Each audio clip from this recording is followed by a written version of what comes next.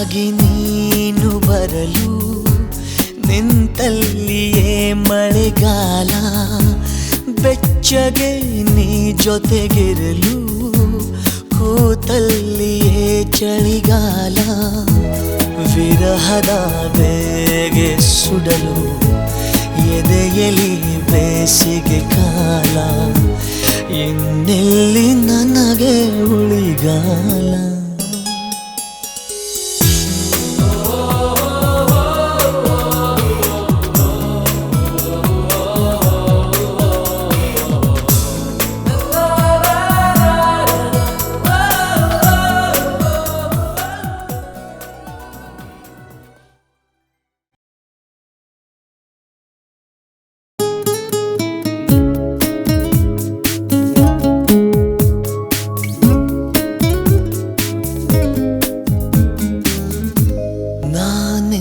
ಕನಸಿಗೆ ಚಂದಾದಾರನು ಚಂದಾಬಾಕಿ ನೀಡಲು ಬಂದೇ ಬರುವೆನು. ನಾನೇರ ಹೃದಯದ ವರದಿಗಾರನು, ನಿನ್ನ ಕಂಡ ಕ್ಷಣದಲ್ಲೇ ಮಾತೆ ಮರೆವೆನು.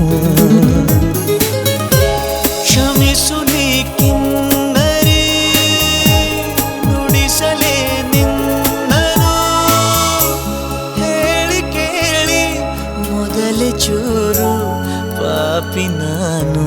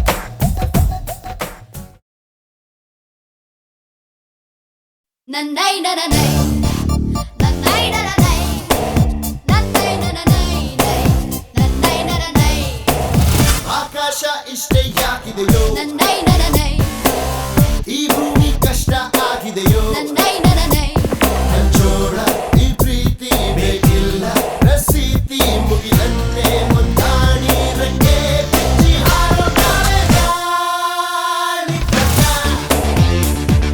ಗಾಳಿ ಪಟ, ಗಾಳಿ ಪಟ.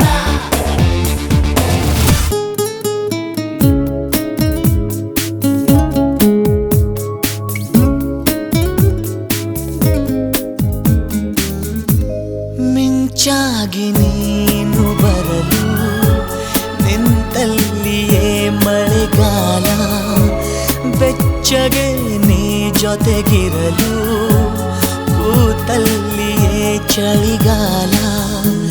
ವಿರಹದ ಬೇಗೆ ಸುಡಲು ಎದೆಯಲಿ ಬೇಸಿಗೆ ಕಾಲ, ಇನ್ನೆಲ್ಲಿ ನನಗೆ ಉಳಿಗಾಲ.